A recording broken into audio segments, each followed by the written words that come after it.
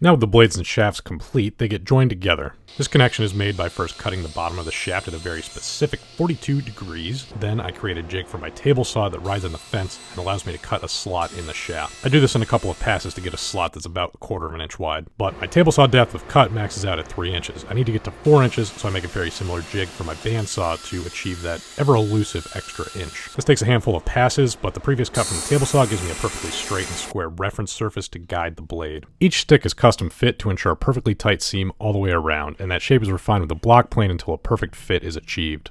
The blades are then adhered into the shafts of the sticks using epoxy along with a few clamps to ensure a tight joint. These are set to cure for the night, and then tomorrow all we have to do is cut the blade profile, shape the taper, sand it, sand the profile around the corners, sand it around the blades, sand it, fiberglass the blades, sand it, varnish it, sand it, and then varnish it. So what I'm saying is they're basically done.